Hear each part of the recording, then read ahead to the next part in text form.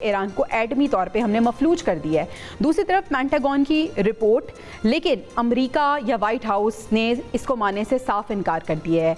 किसकी बात को हम सही समझें, किसकी बात को गलत समझें, एक अलग मौक़िफ़ ईरान की तरफ से भी आ रहा है। आखिर सवाल मिलियन डॉलर ये है कि फिर ईरान का अफज़ूदा यूरेनियम का ज़ख़ीरा है कहाँ।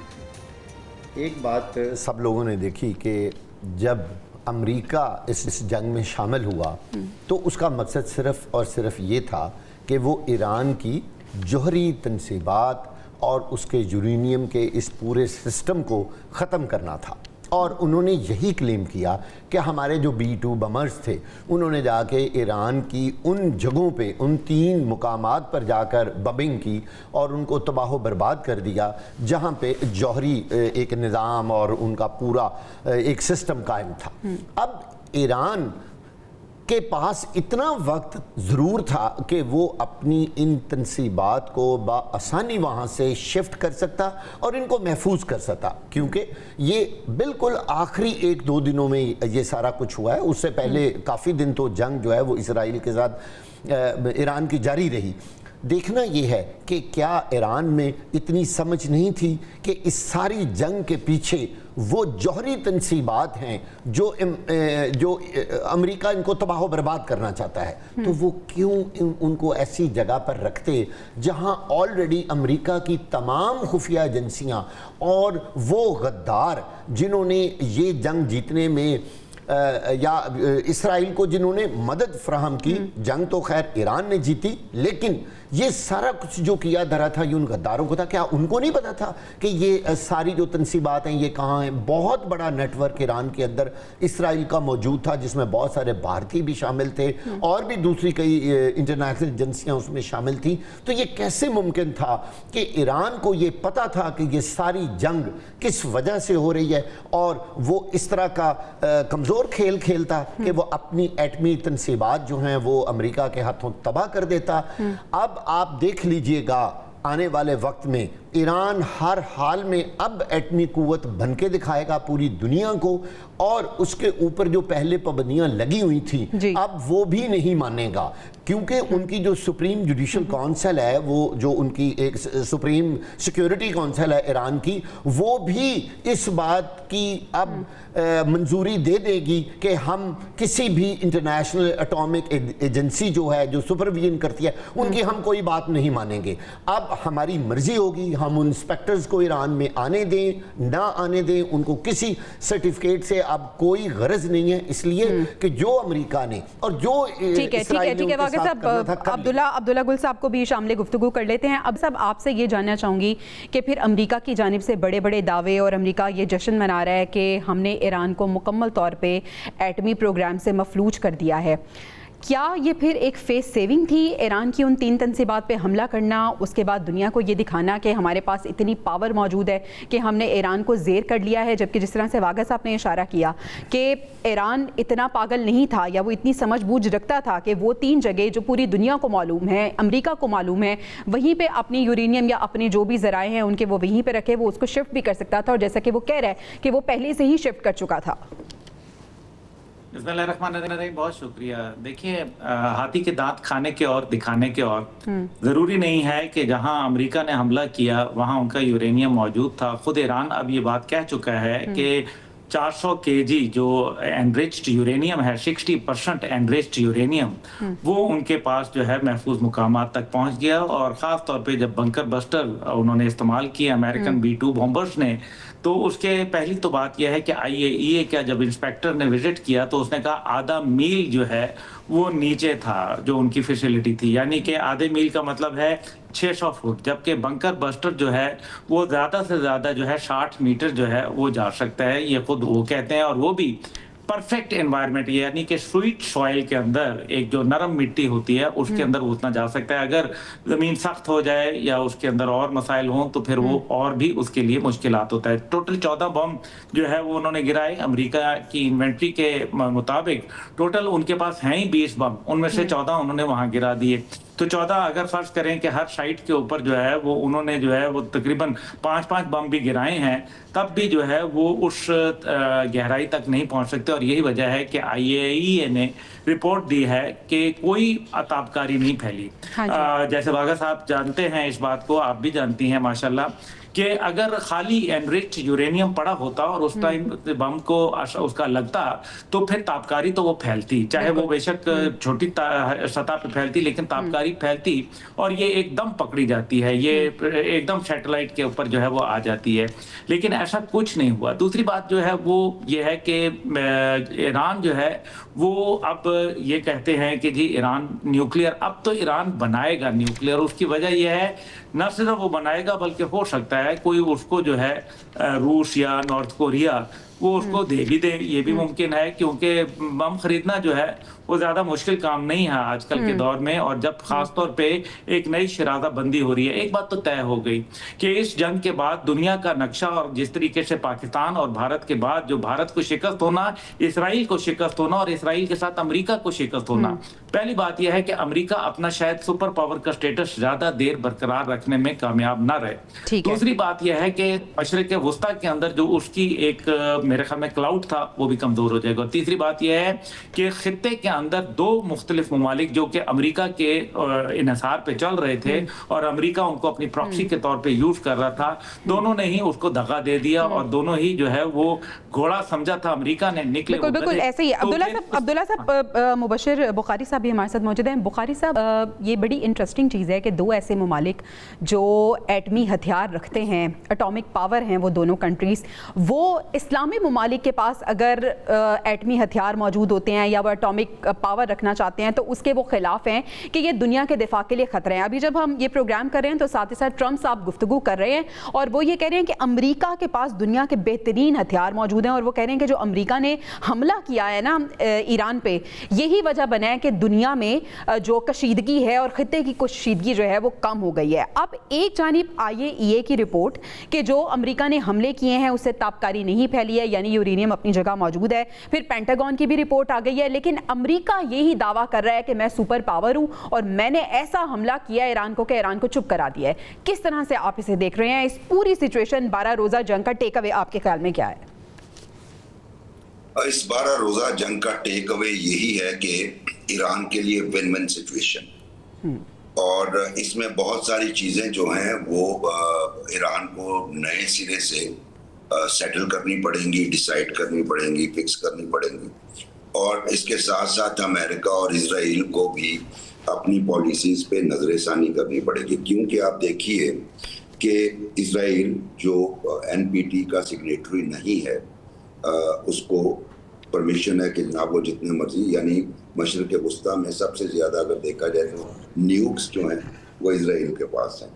उसके बाद इजराइल ने कभी इंस्पेक्टर्स को रिसेंट हिस्ट्री में IAEA के इंस्पेक्टर्स को विजिट नहीं करवाया, विजिट ऑन द साइट, यानी NPT का सिग्नेटरी भी नहीं है और IAEA के रूल भी नहीं मानता।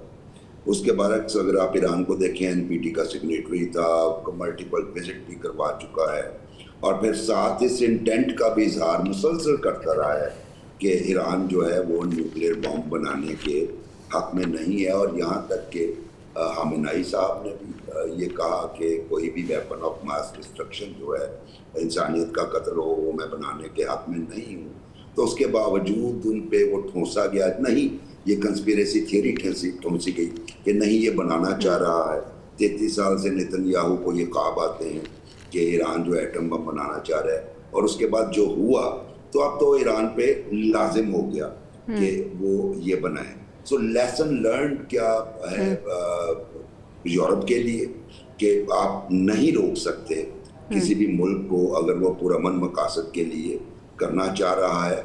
और दूसरा लेसन ये है, और ये स्पेशली यूनाइटेड नेशंस और सिक्योरिटी काउंसिल के लिए, कि आपको एक यार्ड स्टिक जो है वो तमाम ममालिक पे इस्तेमाल करनी चाहिए।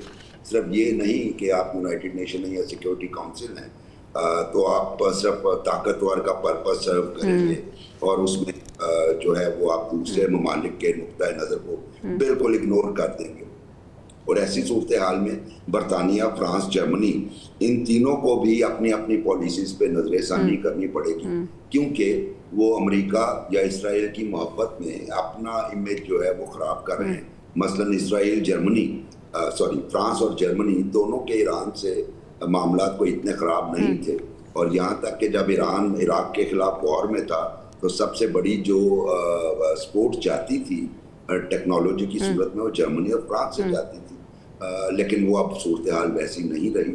और तीसरी सबसे अहम बात वही बात है कि जो ईरान अगर वो नहीं भी था इस मूड में कि वो बनाएगा, तो अब वो यकीनन से भी रिपोर्ट्स आ चुकी हैं जुवेरिया कि कुछ ममालिक ने, जिनका नाम नहीं लिया गया था रिपोर्ट्स में, लेकिन प्रोबेबली रशिया या नॉर्थ कोरिया की जानिब से वॉर हेड की ऑफर तो ऑलवेज मौजूद रहती है। और ये अब्दुल्ला भाई ने कहा कि वॉरहेड ब्लैक मार्केट से खरीदना कोई मुश्किल काम नहीं है। बिल्कुल ऐसे। अच्छा वाक़ई साहब, आपको दुनिया में फॉरवर्ड ब्लॉक बनते हुए नज़र आ रहे हैं पावर की गेम में? सिर्फ ईरान नहीं बल्कि हम अब देखेंगे कि दूसरे इस्लामी ममालिक भी इस दौड़ में आएंगे, क्योंकि उन्होंने देख लिया है कि सर्वाइवल ऑफ द फिटेस्ट ही है। जिसके पास एटॉमिक पावर होगी उसको कोई छेड़ नहीं सकता, और अगर कोई उसको छेड़ेगा तो फिर उसको भरपूर जवाब दिया जाएगा कि तीसरा बंदा जो अपने आप को बहुत शेर मार खान समझ रहा था वो खुद आके मिन्नतें करेगा कि भाई आप सुलह कर लें। यही तो तकलीफ है जो सुपर पावर्स हैं उनको, कि जो मुस्लिम ममालिक हैं उनकी अपने अपने खित्ते में और पूरी दुनिया में इतनी अहमियत ना बने। वो हमेशा हमारे ज़ेरे असर रहे, हम उनके ऊपर चौधराहट और हुक्मरानी करते रहें। यही वो चीज़ इनको खटकती है। जाहिर है जब भी कोई ख़ास तौर पर, मैंने एक पहले भी प्रोग्राम में ये बात की थी कि जब कोई इस्लामी मुल्क एटॉमिक पावर बनने की तरफ जाता है तो जो गैर इस्लामी ममालिक हैं उनके अंदर बहुत एक तकलीफ़ का पहाड़ खड़ा हो जाता है। वो कहते हैं कि ये ऐसा क्यों हो रहा है, जबकि अगर कोई गैर मुस्लिम मुल्क, मैं इसराइल की मिसाल दे रहा हूँ कि कितना बड़ा मुल्क है कि उसको एटॉमिक पावर की ज़रूरत है, वो जो मर्जी करते रहेंगे इनको प्रॉब्लम नहीं होगी।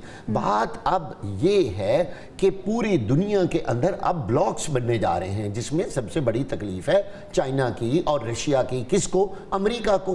पहले वो सुपर पावर था, अब दुनिया जो है ना वो बट जाएगी मुख्तलिफ ब्लॉक्स के अंदर, जिसमें इस्लामी मुल्क भी अपने आप को उन ब्लॉक्स के साथ अटैच करके अपनी हैसियत को सामने रखेंगे और उभारेंगे और इम्पोर्टेंस को बताएंगे दुनिया को कि how much we are important. और यही तकलीफ जो है वो दुनिया के कई ममालिक को पसंद नहीं है इस वक्त। जो बड़े बड़े जिन्होंने अपने इस तरह के ग्लोबल निज़ाम बनाए हुए हैं, जो चौधराहटें बनाई हुई हैं, जो सिस्टम बनाए हुए हैं, उनको ये बड़ी तकलीफ हो रही है कि ये सिस्टम क्यों चेंज हो रहा है, ये क्यों इस तरह की चीज़ें सामने आ रही हैं कि मुख्तलिफ ममालिक आपस में मिल के इस तरह के ब्लॉक्स बनाने चाहिए। ये बड़ी बड़ी बड़ी इसने बड़ा तब्दील कर दिया है दुनिया के पूरे निज़ाम को। और ठीक है अब्दुल्ला साहब, ट्रंप के किरदार किस तरह से देख रहे हैं? अभी जो गुफ्तगू कर रहे हैं तो ये भी कह रहे हैं कि मैं शोर कराता हूँ कि ईरान इसराइल जो तनाज़ा था या जंग है वो ख़त्म हो गई है। पहले अटैक करते हैं, फिर सालसी बन के सालसी का किरदार अदा करते हैं, कतर को भी शामिल कर लेते हैं और इधर उधर हाथ पांव मार के जंग बंदी करा देते हैं। पाकिस्तान और इंडिया में भी हमने देखा कि उन्होंने पहले तो वो चुप रहे, लेकिन जब उन्होंने देखा कि पाकिस्तान भरपूर रिटेलिएट कर रहा है तो वो फिर बीच में आए और उन्होंने सालसी का किरदार अदा किया। आपको लगता है कि वो जो उनका पीस मेकर का एक राग था जो वो अलापते रहे हैं, क्या अभी भी वो यही कहेंगे कि मैं पीस मेकर हूँ? नहीं, वो पीस मेकर तो नहीं है। उन्होंने गजा के अंदर जो है इंसानियत और मुसलमानों की जो नस्ल किशी के अंदर इसराइल के साथ मिलकर किरदार अदा किया है, वो पीस मेकर का तो बिल्कुल भी नहीं है, वो बुचर का किरदार जरूर है। बाकी जो इसके अंदर अगर आप देखें तो सीधी सी बात है, दो तीन बातें बड़ी अहम हैं। वो ये है कि बार बार डोनाल्ड ट्रंप को ये क्यों कहना पड़ रहा है कि हम ताकतवर हैं, हम ताकतवर हैं। जो ताकतवर होता है खाली बर्तन कभी जो है वो वही खड़कते हैं, भरे हुए बर्तन कभी नहीं खड़कते। मेरे ख्याल में इतना ही काफी कहना था। दूसरी जानिब जो है वो सीधी सी बात है, अब आप देखें कि दुनिया में जो है एक बहुत बड़ा पैराडाइम शिफ्ट आ रहा है और दुनिया का वर्ल्ड ऑर्डर जो अमेरिका ने 9/11 के बाद एक डिसऑर्डर क्रिएट किया था जॉर्ज डब्ल्यू बुश जूनियर ने, उसके बाद से अब ये वर्ल्ड ऑर्डर चेंज होने जा रहा है। पाकिस्तान और ईरान इसके अंदर मेजर प्लेयर्स हैं जिनको चाइना और रूस की बैकिंग है, और जाहिर है रूस और चीन जो है वो ये समझ गए हैं कि अमेरिका अब वीक हो गया है। जब वीक हो गया है तो वो स्ट्राइक करेंगे, और अभी भी चाइना ने खामोश डिप्लोमेसी के जरिए एक बहुत बड़ा किरदार अदा किया है। वक्त आने के ऊपर इसको भी जो है वो मेरे ख्याल में इस पे से पर्दा हट जाएगा। लेकिन जो दूसरी बात है कि तो हमने खत्म कर दिया, ये कर दिया। कतर के ऊपर अमेरिकी बेस पर हमला होने के बाद ये जंग थमी है। अगर ईरान के न्यूक्लियर के ऊपर हमला हुआ और फिर जंग थमती तो फिर तो वाकई कह सकते थे कि ये शिकस्त जो है ईरान की हुई। लेकिन इसमें एक जो बड़ी अहम की बात है वो ये है कि अफगानिस्तान में भी इनके यही बड़े बड़े दावे थे, हेटी सोमालिया में भी बड़े बड़े दावे थे। फिर अफगानिस्तान में इन्होंने कहा कि हम तालिबान रिजीम के खिलाफ आए हैं और तालिबान को आने नहीं देंगे, जो मर्जी हो जाए, हम तो टेररिस्ट के साथ बात नहीं कर सकते। मुबशर साहब को पता है इस बात का कि टेररिस्ट के साथ बात नहीं कर सकते क्योंकि ये हमारे आइन के खिलाफ है। भाई तो फिर वो कौन थे? इसका मतलब है तुम झूठ बोलते थे। जब तुम जिसके साथ दोहा में बैठे वो कौन लोग थे? अगर वो टेररिस्ट नहीं थे तो तुमने उस मुल्क पे हमला क्यों किया? इसी तरीके से जिस तरह से आपने इराक पर हमला किया वेपन ऑफ मास डिस्ट्रक्शन का बहाना लेके, और आपने जो है 10 लाख लोग मार डाले। अफगानिस्तान पर हमला किया, नतीजा ये हुआ कि आज तालिबान की रिजीम है। जब अमेरिका 25 साल ऑलमोस्ट जो है 23 साल जलील होने के बाद जब यहां से निकला तो उसका यही जवाब है कि कहां गए? कहीं नहीं। क्या लाए? कुछ नहीं। बिल्कुल ऐसी है। मुबशर साहब, आप ये बताइएगा कि अब ईरान के जो फ़ज़ाई हदूद हैं वो अभी तक मुकम्मल तौर पे बंद हैं, लेकिन ट्रंप साहब ये कह रहे हैं कि जो ईरान इसराइल जंग है वो ख़त्म हो गई है, हालात नॉर्मल हो गए हैं। ख़ित्ते की वो कशीदगी जो हम देख रहे थे कि ऐसा लग रहा था कि फैलती जा रही है, आपको कुछ कम होती नज़र आ रही है या कभी भी कुछ भी हो सकता है?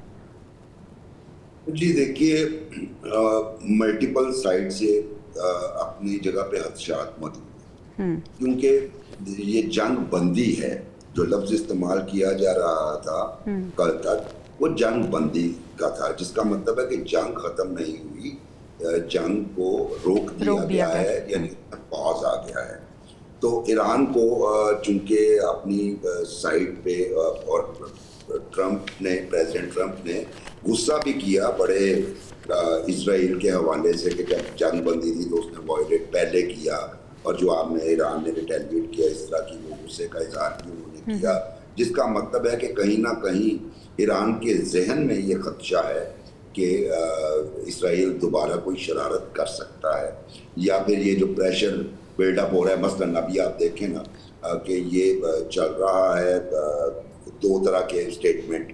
पेंटागन यानी जो मिलिट्री ऑपरेशंस को डिज़ाइन करता है, उसको एक्सपीडाइट करता है, उसको एग्जीक्यूट करता है, वो ये कह रहा है कि वो वाले मकासद हासिल नहीं हुए, यानी यूरेनियम आपने बेस्ड नहीं कर पाए उन अटैक के बावजूद, जबकि व्हाइट हाउस ये कह रहा है कि नहीं, हमने टारगेट अचीव कर लिए हैं। प्रेसिडेंट ट्रंप ये कह रहे हैं, एक ही मुल्क है, प्रेसिडेंट ट्रंप के नीचे ही पेंटागन काम करता है, लेकिन इस तरह के जो कंट्राडिक्टरी स्टेटमेंट हैं ये उन शुबहात को हवा देते हैं कि ओके, इस प्रेशर में कोई एडवेंचरिज्म ना हो जाए दोबारा।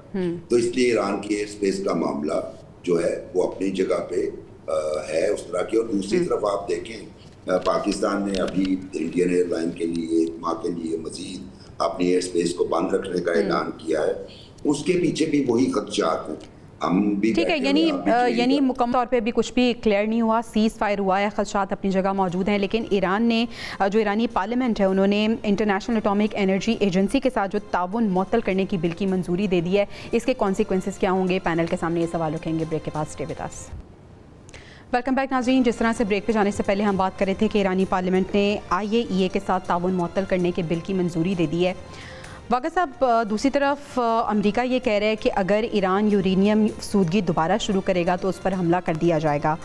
क्या होने जा रहा है? क्या ईरान अपनी एटमी सरगर्मियाँ दोबारा से जारी रखेगा? अगर ऐसा होता है तो फिर क्या कॉन्सिक्वेंसेस होंगे? अगर ईरान अपनी एटमी सरगर्मियाँ दोबारा जारी नहीं करता तो इसका मतलब है कि वो तो फिर ईरान की शिकस्त हो गई। मतलब जो अमेरिका चाहता था वो तो बात पूरी हो गई। आपने देखा गुज़िश्ता कई सालों से अमेरिका की ये कोशिश रही और इस बात पे ईरान के साथ उसके सख्त तनाज़ात खड़े थे कि अमेरिका हरगिज़ नहीं चाहता था कि ईरान किसी भी तरह एटमी क़ुव्वत बने या वहाँ पे कोई इस तरह का सिलसिला शुरू भी हो। लेकिन ईरान ने अपना ये काम जारी रखा और बार बार अमेरिका उसको धमकियाँ भी देता रहा। अब इन हालात में अगर इन हमलों के बाद और जो कुछ अमेरिका ने कहा है, अब और अगर ईरान इसको रुक जाता और कहता कि मैं कुछ नहीं कर रहा, तो फिर इसका मतलब है कि अमेरिका की बात सच साबित हो गई। फिर तो ईरान के सारा निज़ाम जो है वो तबाह बर्बाद हो गया। और जो भी उसने B-2 बमर्स वहाँ पे इस्तेमाल किए और जो बार बार अमेरिका कह रहा है कि मैंने पूरा ईरान का यूरेनियम और बाकी तनसीबात जो हैं वो तबाह बर्बाद कर दी हैं, फिर तो वो सच साबित होगा। ऐसा हरगिज़ नहीं है। ईरान हर हाल में अपना एटमी प्रोग्राम जारी रखेगा और अब यूं लग रहा है कि वो किसी इंस्पेक्शन के लिए भी तैयार नहीं होगा। पहले बात और थी। अब इन हालात में ईरान को इस बात का गुस्सा है कि जब हम पहले भी टेबल पर बैठने को तैयार थे और इस हमले से एक आधा रोज पहले ये हमारा तय था कि हम टेबल पर बैठ के मामलात को आराम से हल करते हैं और हम कोई मुआहदा भी कर लेंगे, हम अमन के लिए, अपने पॉजिटिव चीज़ों के लिए जो एटम को इस्तेमाल करना चाहते हैं। लेकिन अमेरिका ने और इसराइल ने बदमाशी की और अचानक हमला करके इस चीज़ को भी दरहम बरहम कर दिया। लिहाजा ईरान मेरी नज़रों में हरगिज़ नहीं रुकेगा और वो जरूर अपना एटमी प्रोग्राम ठीक है। अब्दुल्ला साहब, आपसे दो पे रहनुमाई चाहूंगी। एक तो ये बताइएगा कि आपका टेक क्या है। ईरान जिसको हमने देखा कि मजहबी फतवे की वजह से जौहरी बम बनाने से उसने गुरेज किया गया था, जैसा कि कहा जा रहा है। हमने जंग के दौरान रजीम चेंज के हवाले से भी बहुत ज़्यादा हमने देखा कि दबाव डाला गया ईरान पे। आपको लगता है कि वो जो मजहबी फतवा था या उस हवाले से कोई ईरान के अंदर से ही कोई ऐसा ग्रुप जो है वो उभरेगा जो रजीम चेंज को और अमेरिका के जो रजीम चेंज का ख्वाब है उसको यकीनी बना देगा? नहीं, मेरे ख्याल में इस टाइम पे रजीम चेंज का जो है वो तो सवाल ही नहीं पैदा होता। उसकी वजह यह है कि खुद डोनाल्ड ट्रंप साहब जो थे वो रजीम को चेंज तो करना चाहते थे, लेकिन साथ ही साथ आयतुल्लाह खामेनेई साहब को जो है निशाना नहीं बनाना चाहते थे। डोनाल्ड ट्रंप साहब असल में कंफ्यूजन का शिकार हैं। एक तरफ उनका दिल है तो दूसरी तरफ जो है ज़ायनिस्ट लॉबी है, और वो ज़ायनिस्ट लॉबी जो है उनको जीने नहीं दे रही। और इस टाइम पे वो अपनी सबसे अनपॉपुलैरिटी के पीक के ऊपर पहुंचे हुए हैं। 68% लोग उनके खिलाफ खड़े हो गए हैं और उनको मुआवजे का भी सामना यानी कि इम्पीचमेंट का सामना हो सकता है। और उन्होंने कानून तो तोड़ा है, जंग की है और कांग्रेस की इजाजत के बगैर की है, ये तो जरूर होगा। दूसरी जानिब जो है रजीम जो है वो चेंज होगी बिल्कुल, और वो होगी इजराइल के अंदर, और आप मेरी बात लिख लें कि ये जरूर होगा। तीसरी चीज जो उसके अंदर है वो सबसे बड़ी मेरे ख्याल में अहम बात अच्छा अब्दुल्ला साहब, रजीम चेंज के साथ साथ सिस्टम भी चेंज होगा इसराइल में और वो सोच भी तब्दील होगी। देखिए, मेरे ख्याल में भारत और इसराइल दोनों को कट टू साइज किया है अमेरिका ने, क्योंकि ये दोनों बहुत बढ़ चढ़ के जो अमेरिका के लिए एक नासूर बन गए थे, बल्कि एसेट के बजाय लाइबिलिटी बन गए थे। इसलिए मेरे ख्याल में एक बात तो ये नजर आ रही है। दूसरी बात यह है कि ये दुनिया का जो एक सिस्टम है ये अब ऐसा नहीं रहेगा। खित्ते के अंदर जो है असले की दौड़ होगी। मुबशर साहब ने ठीक बात कही थी कि ये जंग जो है, मैं इसको ये कहूंगा कि ये जंग थमी है पाकिस्तान इंडिया के दरमियान और इसी तरीके से इजराइल ईरान के दरमियान में, ये टली नहीं है, ये थम गई है फिलहाल। और उसकी सबसे बड़ी वजह यह है कि आप देखें दो मुल्क हैं जो दुनिया के अंदर अपने टेरिटोरियल एक्सपेंशन चाहते हैं, वो ग्रेटर इसराइल चाहते हैं और ये अखंड भारत चाहते हैं। और दोनों जो है वो अपने मजहबी अकायद के अंदर जो है बहुत पुख्ता हैं। वो जो है तौरात से जो है वो हासिल करते हैं, और यहाँ जो है वो आपको मालूम है कि यहाँ वैद से जो है, चाणक्य से और इस अर्थशास्त्र से जो है वो रहनुमाई हासिल करते हैं। मसला नरेंद्र मोदी का या बेंजामिन नेतन्याहू का नहीं है, बल्कि मादी के अंदर क्या बेंजामिन नेतन्याहू ने ये जंगें लड़ी थी तो नहीं, उनके प्रेडेसेसर ने, बेन गुरियन और दीगर लोग थे। और इसी तरीके से पाकिस्तान को मसला तो सोच का है जो दोनों ममालिक में हम बहुत अरसे देख रहे हैं। मुबशर साहब, आपको भी शामिल गुफ्तगू कर लेते हैं। बताइएगा कि ईरानी पार्लियामेंट अगर IAEA के साथ ताउन मुअत्तल कर देते हैं तो इसके कॉन्सिक्वेंसेस क्या होंगे, और क्या इससे पहले ईरान ताउन कर रहा था? जी देखिए, सबसे पहले तो तारीखी जायजा लेते हैं। ईरान ने ना सिर्फ ताउन किया, NPT पे सिग्नेटरी होना तो उसी की एक दलील है। उसके बाद फिजिकल विजिट्स जो करवाए उन्होंने IAEA के ऑफिशियल्स को मल्टीपल टाइम्स, वो अपनी जगह पे उसकी रिकॉर्ड मौजूद है। तो अब देखना ये है कि उस सारे ताउन के बावजूद ईरान के साथ क्या हुआ जी। अच्छा, ईरान के रिएक्टर पे पहले भी अटैक्स हुए इजराइल की जानिब से। उसके बाद ईरान के अंदर जो है इस्माइल हानिया की शहादत हुई, और उसके अलावा ईरानी साइंटिस्ट मारे गए। जनरल कासिम सुलेमानी को इराक में मारा गया। तो ये वाले मामला हो रहे थे। और फिर उसकी एक्सट्रीम ये हो गई कि इजराइल ने अटैक करके टॉप ब्रास उड़ा दी जो ईरानियन आर्मी की थी, और साइंटिस्ट, टॉप न्यूक्लियर साइंटिस्ट भी मार दिए। फिर उससे भी एक स्टेप अहेड जब इजराइल की अपनी कमर टूट गई, सबसे पहली बात है कि मिथ टूट गई कि इजराइल के डिफेंस सिस्टम को कोई मिसाइल क्रॉस नहीं कर सकता, और वो अगर क्रॉस कर भी जाए तो फट नहीं सकता टारगेट पे, हो गया, ब्रेक हो गई। उससे अगला स्टेप ये हो गया कि अमेरिका डायरेक्टली इन्वॉल्व हुआ, B-2 भेजे और बॉम्बिंग की। अब इसके बाद ईरान और क्या देखना बाकी रह गया ईरान के लिए, और वो अगर नहीं करेगा तो मैक्सिमम क्या होगा, सैंक्शंस लगेंगे, वो ऑलरेडी फेस कर रहे हैं, अटैक्स होंगे, वो सर्वाइव कर चुके हैं, और अब उनको अपना सर्वाइवल जो है नेचुरली उन्हें सर्वाइवल न्यूक्लियर पावर बनने में ही नजर आएगा, जिसके लिए वो किसी भी लेवल पे जा सकते हैं, और क्योंकि अपनी मिसाइल टेक्नोलॉजी पे ठीक है, यानी ये कहना गलत नहीं होगा कि ईरान जौहरी हथियार बनाने के लिए पहले से भी ज़्यादा मुनज़्ज़म दिखाई दे रहा है। नाज़रीन, हमें ब्रेक पे जाना है, ब्रेक से वापस आएंगे तो मुल्क की सियासत में क्या हो रहा है, ख़ास तौर पे to be specific Pakistan Tehreek Insaf में क्या हो रहा है, ये देखेंगे। Stay with us. Welcome back नाज़रीन। बानी पाकिस्तान तहरीक इंसाफ ने ट्वीट किया था और ये कहा था कि जो KPK का बजट है वो मुशावरत के बगैर कबूल ना किया जाए, लेकिन आपको बताते चलें कि KPK का बजट ना सिर्फ पेश हुआ बल्कि मंजूर भी हो गया, और इस हवाले से हमने देखा कि पार्टी के अंदर जो रिफ्ट दिखाई दिया वो इससे पहले हम नहीं देख रहे थे। वाक़ई साहब, अगर हम पार्टी के अंदर की बात करें तो अलीमा खान साहिबा का कल हमने शॉर्ट भी सुनवाया जिसमें वो माइनस इमरान खान की बात कर रही थी, लेकिन आज अली अमीन गंडापुर साहब ने क्या कहा है माइनस इमरान खान के हवाले से, पहले हम वो सुन लेते हैं, फिर हम डिस्कस करेंगे इसको। इमरान खान माइनस तो नहीं हुआ सर। क्या बातें कर रहे हो, इमरान खान को माइनस कर सकते हैं, तुम बताओ, कोई कर सकता है इमरान खान को माइनस? बजट पास कर दिया, तो जाके पूछ लो ना। तू कह रही है मेरा लीडर है इमरान खान, मैं इमरान खान को जवाब दे हूँ, उसका हुक्म मेरी सराखों पे है। इमरान खान के कोई रिश्तेदार हैं, उनकी इज्जत जरूर करते हैं। 4-5 दिन बाकी थे, आप मजीद आगे लेकर जा। आप मुझे बताएंगे, आप मुझे मशवरा देंगे कि मैंने क्या करना है। वाक़ई साहब, जो अली अमीन गंडापुर साहब हैं वो ये कह रहे हैं कि माइनस इमरान खान तब होगा जब हम जिंदा नहीं होंगे। हम देख रहे हैं कि पार्टी के अंदर बैरिस्टर गौहर हों, सलमान अकरम राजा हों, अली अमीन गंडापुर हों या अलीमा खान साहिबा हों, कोई भी हमें एक पेज पे नज़र नहीं आ रहा, सबकी अपनी अपनी मंतक है। आखिर पार्टी के अंदर ये हो क्या रहा है? जब तक PTI कायम है तो मेरा ख्याल है कि इमरान खान को इससे माइनस नहीं किया जा सकता, और दूसरी तरफ जब तक इमरान खान जिंदा है और PTI कायम है तो दोनों एक दूसरे से अलग ना हो सकते हैं, ना इनको कोई कर सकता है। अच्छा, बात ये जो बार बार हो रही है KPK के बजट की कि जी इमरान खान की मंजूरी के बगैर मंजूर नहीं हुआ, मंजूर क्यों हुआ है, पहले मुझे ज़रा वो भी कोई सबूत दिखाएं जिसमें इमरान खान ने कोई वाज़े इस तरह की बात की हो कि मेरी मंजूरी के बगैर आपने बजट पेश भी नहीं करना और पास भी नहीं करना। ऐसी बात नहीं थी, सिर्फ ये बात ज़रूर थी कि उन्होंने कहा कि मेरे से मुशावरत ज़रूरी है, तो मुशावरत यकीनी तौर पर इतने लोग गए और उन्होंने यकीनी तौर पर मुशावरत कर ली होगी। आप मुझे समझ नहीं आ रही कि एक KPK का बजट है, अगर वो वहाँ के वज़ीर आला और असम्बली में ने मंजूर कर लिया है और वो पास भी कर लिया है, तो उसमें ना तो कोई कि PTI के ख़िलाफ़ बात हुई है, ना इमरान खान के ख़िलाफ़ कोई बात पास हुई है, ना कोई ऐसा गलत कानून उसके अंदर पास हुआ है, ना उसमें कोई करप्शन की बातें हुई हैं। तो फिर वो कौन सी वजह है? असल में अलीमा खान का ना विजन नहीं है पॉलिटिकल, उसको अंदाज़ा नहीं है कि सियासत क्या होती है, ना उन्होंने कभी सियासत की है। इस वक्त वो परेशानी में मुब्तला हैं।